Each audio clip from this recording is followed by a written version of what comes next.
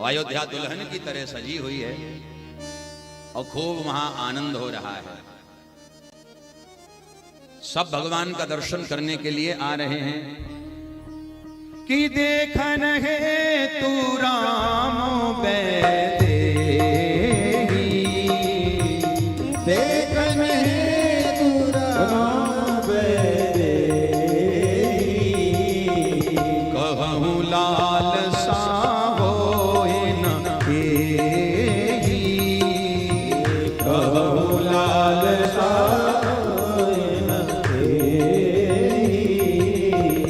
रची आरती बहुत विधाना, रची आरती बहुत विधाना, मुदित करहि कल मंगल गाना, मुदित करहि कल मंगल गाना, देखन है तू राम बैदेही,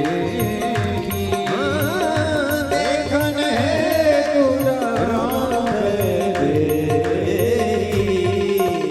कहूँ लाल सा होए न केही, कहूँ लाल सा होए न केही। जनकपुर में दुख छाया हुआ है, बिटियां विदा होके गई, लेकिन अवधपुरी में आनंद हो रहा है।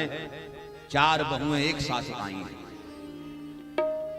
अब भैया काऊ घर में जब बहू आवे, नई बहू, माताओं आपसे ज्यादा कौन जानता होगा, नई बहू का स्वागत कहां नहीं होता। ऐसा बढ़िया स्वागत करें कि जैसे साक्षात भगवती लक्ष्मी रंभा उतर के आ गई हो। क्या दिव्य स्वागत करते हैं। और हमें लगता है कि अगर आपका स्वागत लक्ष्मी के रूप में होता है तो आपको जीवन पर्यंत लक्ष्मी बनकर ही रहना चाहिए। बोलो जय श्री राम। सबसे बड़ी बात जीवन की यह है कि लक्ष्मी की पूजा करी जाती है, लक्ष्मी की तरह आपका स्वागत घर में होता है, तो आपको हमेशा लक्ष्मी बनकर ही रहना चाहिए।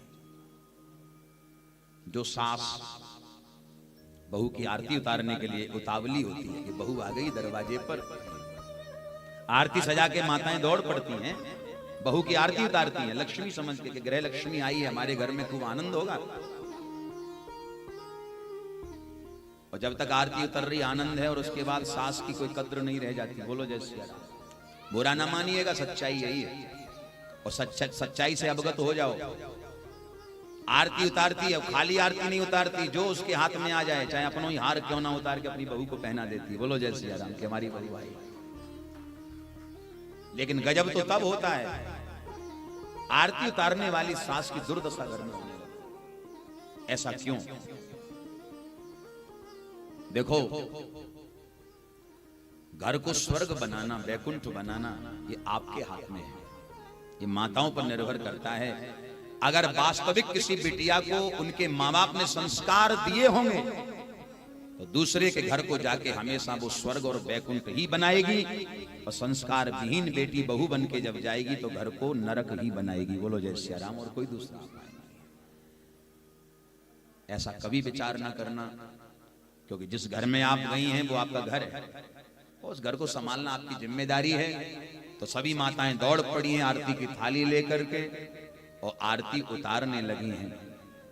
जब आरती उतरने लगी और आंगन में जब चारों बहुएं आकर के बैठी हैं तो सबके मन में खूब हर्ष हो रहा है कि जब तेरा ब्याही घर आए,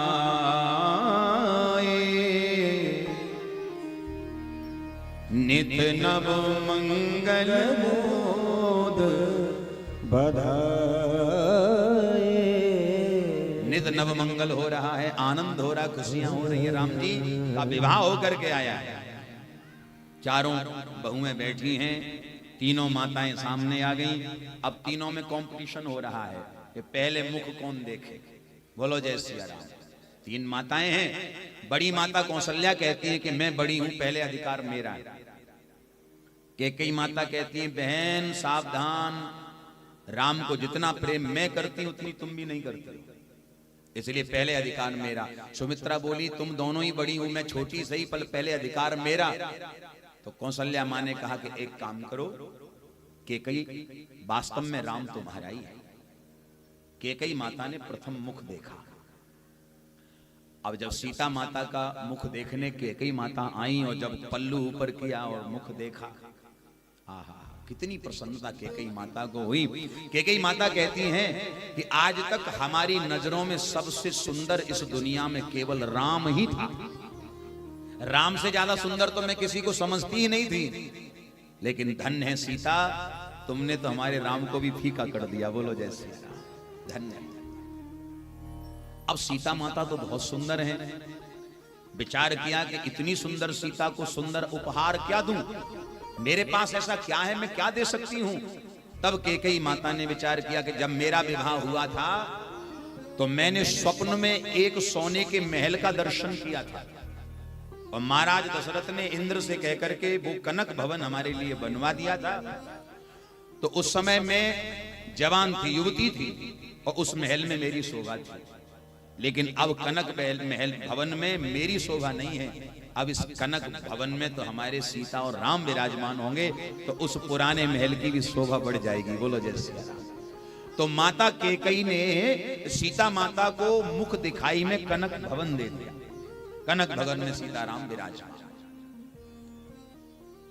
सुमित्रा माता ने भी वस्त्र आभूषण इत्यादि देकर के सीता माता का और बहुओं का मुख देखा। अब कौशल्या मां का नंबर आया। बड़ी प्यारी कथा है, बस 2 मिनट सुन लो फिर विश्राम करेंगे। कौशल्या माता का नंबर आया तो कौशल्या माता सोच रही है कि खोजे आई कौशला, विचार बड़े हौसला सो, बधु अनुरूप कोई वस्तु ना लखाई है। लागी चित्त चिंता कहा दीजिए निछावर में, और सियासी बहू को नेग परी कठिनाई। लागी चित्त चिंता कहा दीजिए निछावर में, सियासी बहू को नेग परी कठिनाई है। इतनी सुंदर सीता है, इनको क्या नेग दूं, माता कौशल्या सोच रही है। और कछु पाई नाही सिय समताई जोग, निकट बुलाई नीलमण रघुराई है। कुछ दिखाई जब नहीं दिया तो राम जी को इशारा किया कौशल्या माता ने, रघुनंदन इधर आओ। राम जी पास में आ गए। ओ हाथ रघुनाथ गए दीनों सिय हाथ माही, हाथ रघुनाथ गए दियो सीता हाथ माही। और क्या कह रही है, ले ओ बहू यही तेरी मुंह की दिखाई है। ले ओ बहू यही तेरे मुंह की दिखाई है, मुंह की दिखाई, प्यारे मुंह की दिखाई। बहू तुमसे ज्यादा सुंदर तो मैंने आज तक कुछ देखा नहीं, पर बहू हमारे राम से भी ज्यादा सुंदर मैंने दुनिया में कोई दूसरा देखा नहीं। और सुंदर को सुंदर ही उपहार करना चाहिए। बोलो जय श्री राम। तो तुम्हारी सुंदरता को देखकर मैं मंत्रमुग्ध हो गई, लेकिन मेरे पास सबसे बड़ा उपहार कोई सुंदर उपहार है तो मेरा राम है। बोलो जय श्री राम। सो राम का हाथ लेकर के कौशल्या माता ने सीता माता के हाथ में दे दिया और कह दिया,